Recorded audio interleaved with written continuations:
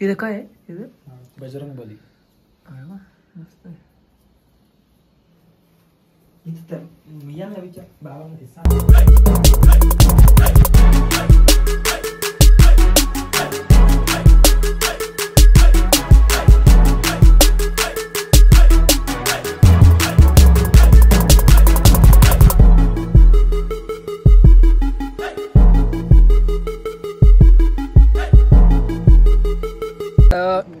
आपण आलो होतो कळसला, जेणेकरून म्हणजे इथे आहे ना तसं कळसेश्वराचं मंदिर आहे मोठं महादेवाचं.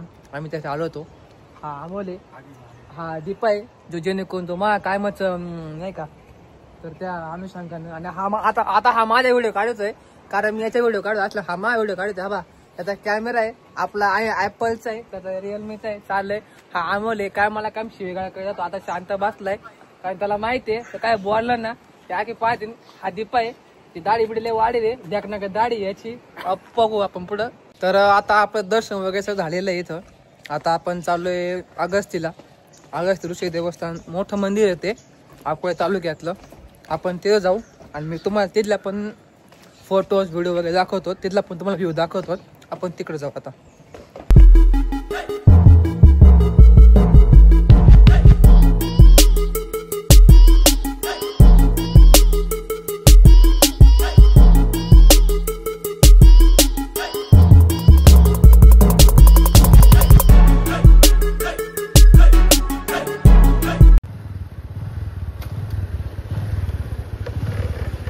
आता आपलं तिकडून जावं लागेल मोठ्या पुलावरून. हॅलो का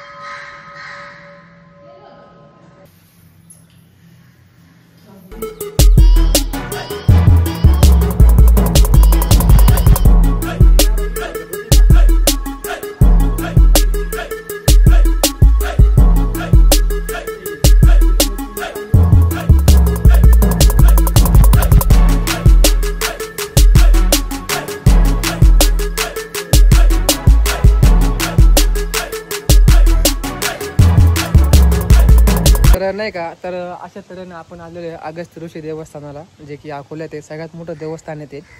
आणि तुम्हाला मी जे काही व्हिडिओ दाखवणार आहे किंवा तुम्ही पाहिले असतील ते तुम्ही बघा. अकोला तालुक्यामध्ये कम से कम 2 देवस्थानचे मोठे, एक म्हणजे कळसेश्वर, दुसरं म्हणजे आपलं अगस्त्य ऋषींचं, आणि बऱ्यापैकी चांगले, जेणेकरून महाशिवरात्री दिवशी इथं सगळ्यात मोठा उत्सव साजरा होतो, सगळा होतो. आणि खास कर या दोघांचं मनापासून आभारी, लय शांत बसले देवागत.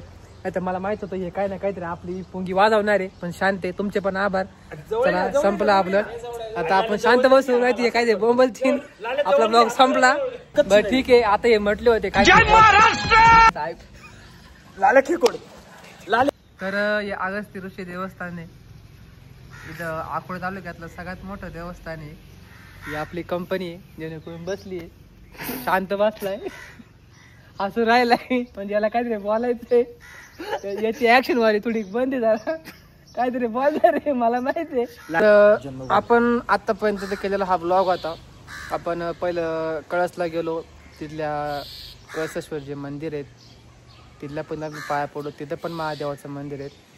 हे पण अकोला तालुक्यातलं मोठं देवस्थान आहे, अगस्त्य ऋषी आश्रम देवस्थान.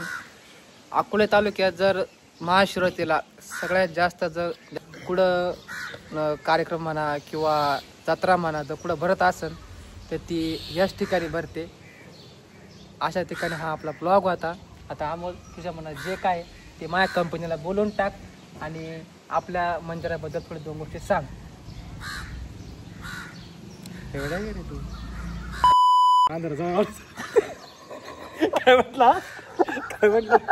काय म्हटलं आंध्रात काय तरी